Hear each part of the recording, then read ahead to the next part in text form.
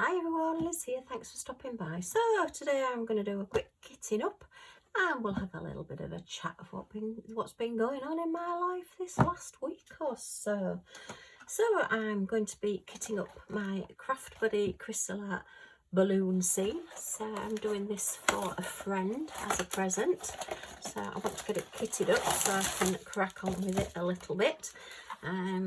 If you've seen the unboxing, you'll see I am quite a fan of Craft Buddy.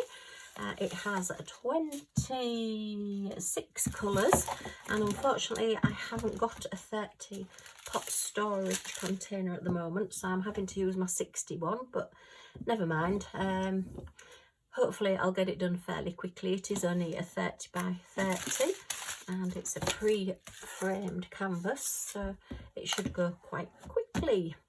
Okay, so I've taken off the key code, the legend, from the back of the canvas. They come on the back and you just cut them out, and I photocopied it as I like to do, and I'll keep that one in there so I know which canvas it belongs to. Actually, I've not written on that, so let me just write on there balloons.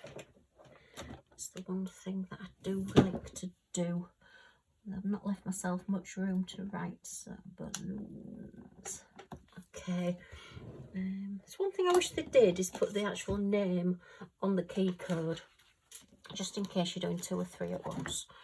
Right, so let's get this cut out and run it through our Xyron sticker maker. That's all our drills there as well. All nicely bagged. The one good thing about Craft Buddy is that they do their drills when they put them on like these snakes on the... Oh, this cutting out is appalling, Liz. Grab your cutter. Yeah, when they put them on their like little trains, the snakes of diamonds, they are all in DMC code order and number order of the canvas that they're relating to. So let's just get this a little bit straighter. Honestly, that's a waste of paper as well. That goes against the grain of my crafting. Don't throw anything away, don't waste anything. And I'm putting these as near to these numbers as possible so that they're a little bit smaller to go onto the bottles, otherwise they hang over the edge. Right, even I can manage the next bit, I'm sure. Okay, so we don't need that bit there, and we don't need that bit there because we don't want to waste our sticky.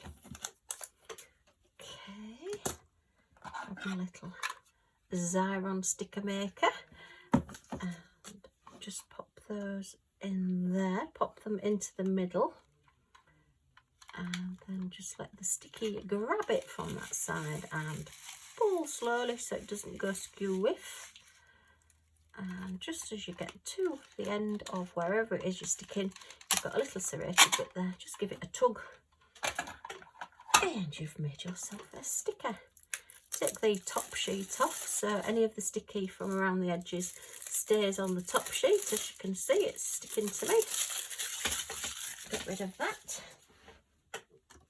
Okay, and then if you just stick between, cut between the stickers, but don't cut right to the edge, it just makes them easier to get off and put onto your pots, which I'm all for making life easier.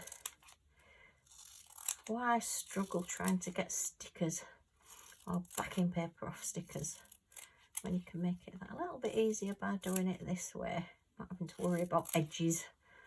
Okay, and down to 17. Oops. Give them a good snip. Snorri, I'm making up words again. Sorry, there's a bit of shadow here today. It has been quite a bright day today, but it is very, very chilly. We did have a flurry of snow the other day, which wasn't good. Well, it was brilliant if you were inside, but if you've been following me, you'll know that hubby has started his chemotherapy. He went for 5 injected chemotherapy doses over 5 days. That was Monday to Friday last week, And yeah, we needed to be out. The hospital is roughly about 17-ish miles away from the house, but because it is right across the far side of the city, it can take anywhere from about 35 minutes-ish to an hour, depending on traffic. And then because it is an exceptionally busy hospital, they're just overhanging the edges slightly, but that's okay, we can work with that. It's only a little painting, so hopefully it will be done reasonably quickly, and we don't have to worry too much about these labels being on these pots too long. Yeah, and there is only 4 disabled parking spaces in the little bit of the car park we go to. They're like gold dust. Trying to actually get into those spaces is very, very difficult, and we do actually need the spaces because they have the extra width at the sides. If you've ever looked at disabled spaces, they have like a cross-hatched yellow part at either side of the doors, or at the passenger side of the door, where, you know, sometimes whichever ones you park in. And we need it because I need to be able to get hubby's wheelchair in between the car park next to us and our car, so I have to get our door fully open so that I can get the wheelchair there to get him in and out the car. Some disabled spaces don't even have that. They just have marked spaces as though, you know, all disabled people can walk. Well, hubby can't. He's wheelchair bound. So that can be quite annoying. But what I actually do, I think I've mentioned before, is, and because there's, as I say, the spaces are absolute premium to when you get to the hospital, I tend to pull into the space, but I'm only half in and half out, so I can still open the front door to get him in and out, and everybody just has to wait. I'm that annoying person that everybody has to wait for. But I just think, well, provide more spaces, you know. It's, I suppose there can never be enough. There are a lot of very poorly people around, and particularly when you go into like a cancer ward, there are some exceptionally poorly people in there. But yeah, you know, I don't know. Anyway, we did manage to get parked, but we do tend to go earlier, so that if we sat, I think Monday was the worst day. We were sat in the car park 20 minutes waiting for somebody to move so we could get a car parking space. But anyway, it all adds to the fun. I know I can drop him off, but then that means him possibly waiting 20 minutes in, you know, on his own, which he doesn't like doing. He's exceptionally nervous. He hates needles. He didn't want to have it done. By Friday, let's get started on these, otherwise I'm going to be rabbiting on forever. So yeah, first colour. Yeah, so by Friday he didn't want to go. He was so fed up with himself, bless him. And yeah, I mean, you know, it is what it is. Anyway, so I'm really sorry if you were one of those people that were also in that car park. It was me holding you up.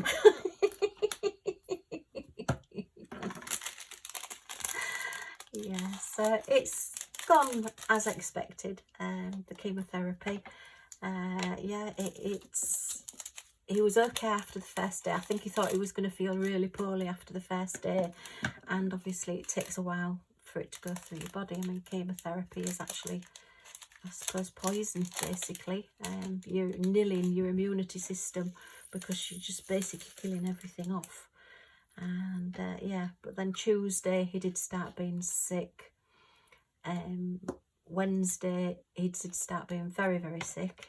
I couldn't get him to stay in bed. He's got this thing in his head that he is not staying in bed come what may. He is going to get dressed and he is going to come downstairs and he is not staying in bed.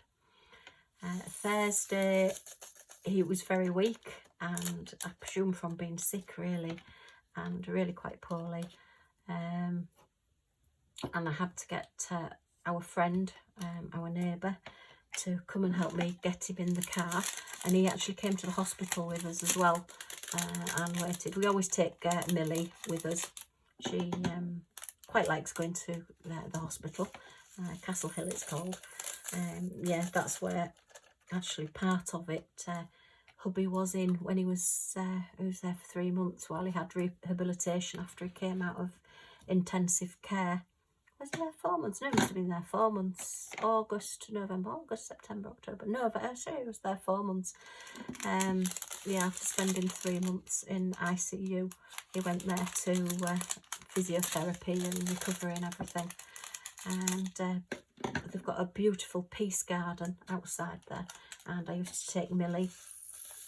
And a lot of people take dogs, actually. You were allowed to take dogs in there. And yeah, it was summer, August, September. It was lovely weather. And we used to go, and she used to wait for him. He used to come up when he was feeling better towards the end of, before he went home.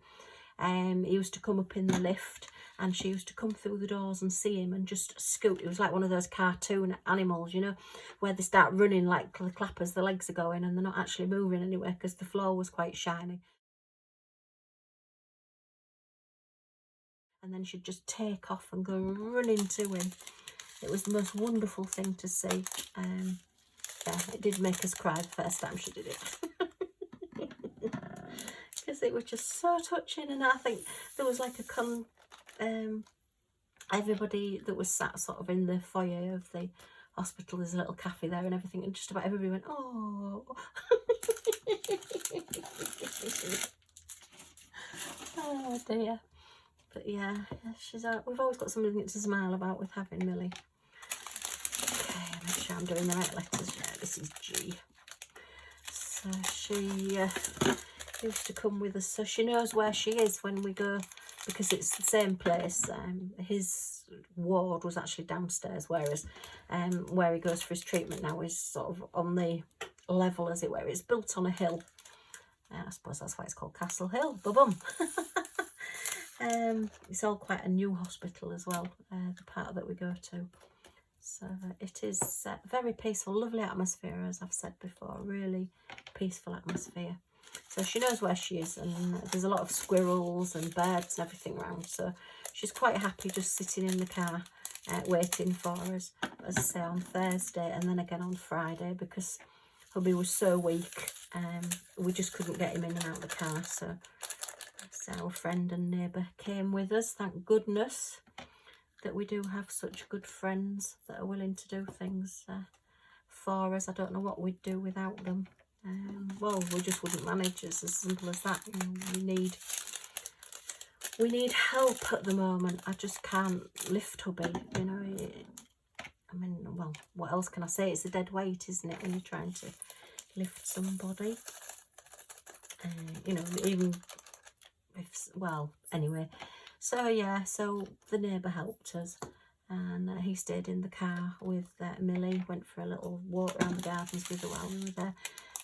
It ranged waiting time for the treatment because it's just so busy in there. The nurses and the doctors in there just work so hard. You know, they just never seem to stop, and it's just like a conveyor belt of people coming in and out all the time. And yeah, it was just so busy. I think the first day we were delayed about an hour. And then one day we did get through a little bit quicker, but on the whole, the average wait time is about 45 minutes to an hour. But then Hubby's lucky because it is just injections that he had. And so when we had the first day, I felt like I was training for a medical degree, the amount of tablets and leaflets and instructions that I got. But yeah, it's that part of it's still ongoing. I've got to start giving him injections now as well.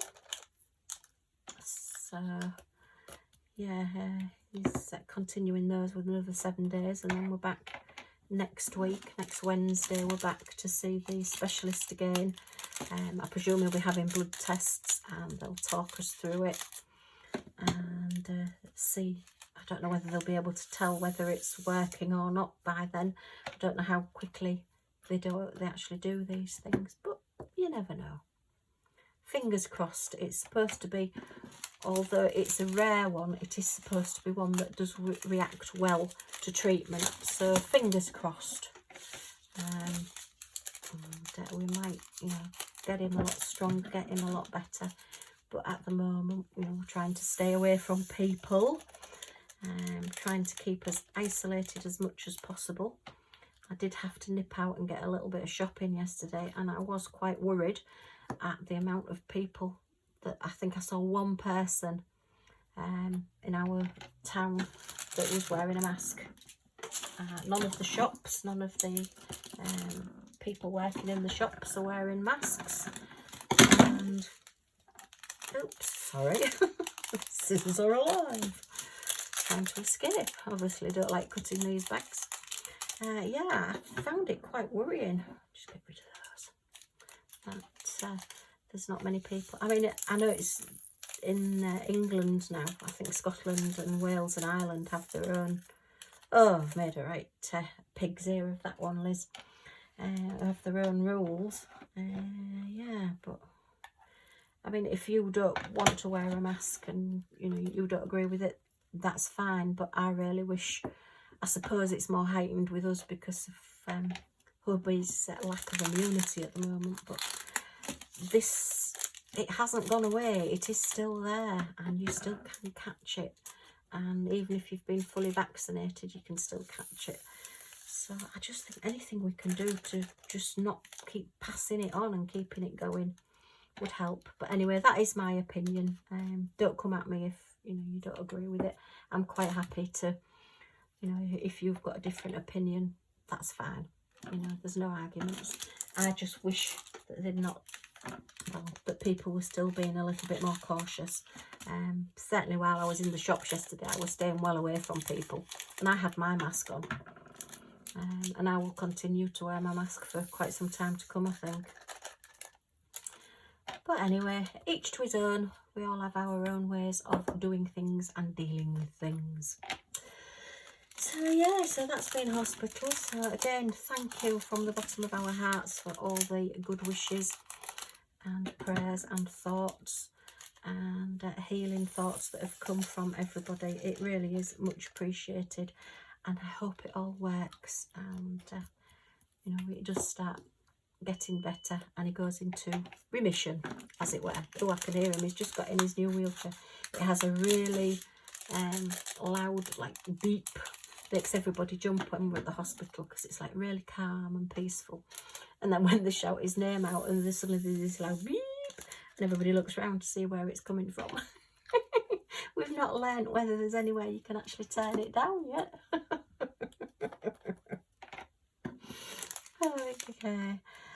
Yeah, Millie went for her haircut yesterday, so she's looking really pretty again. She's completely out of the way at the moment. She's watching dog adverts on the television with her dad.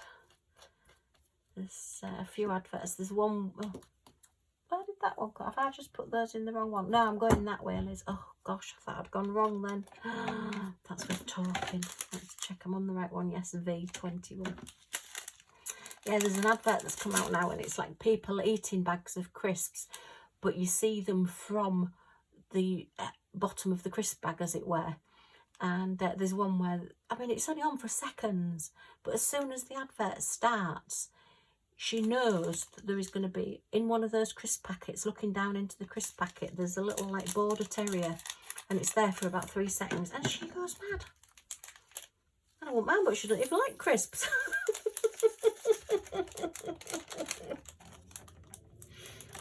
Oh dear. Oh, I can hear the stair lift going, so sounds like he's on his way up. So yeah, it's mainly been hospital this week. Oh, when we came home from hospital again the other day, the little deaf and silent cat Thomas was on the prowl. And yeah, it was a case of trying to get everybody into the house and keep him out of the house. Get back, get back, get back. Don't be coming in here. We don't want you in the house. Oh, I thought I'd lost one again then. Oh dear, that's because I'm listening to Hubby. I'm talking and I'm doing this at the same time. There's only so much multitasking a person can do. And apparently even for his size, Thomas is, oh gosh, I've just spilt those all over, look. Just 1 second while I tidy. Right, that's got them. I might as well tip the rest of them into there as well, so that I don't spill them again, because the open packet is just spilling them everywhere. Okay, that's that one.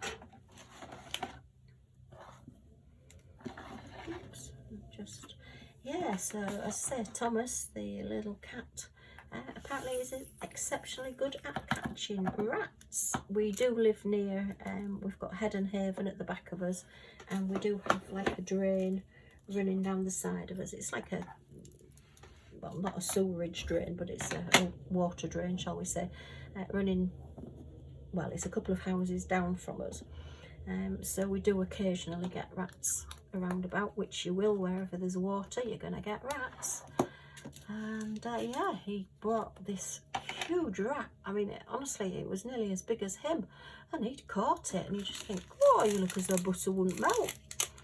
You know, he's, mind you, he did batter Millie. That was quite funny, battered her around the face because she was chasing him.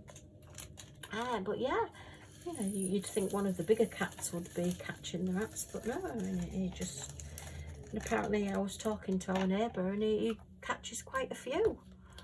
It's like, oh wow, I just never expected that. So maybe I do like him a little bit more now. No, I do like him. He's ever so cute. He's got such a bonny little face. He's quite a cutie.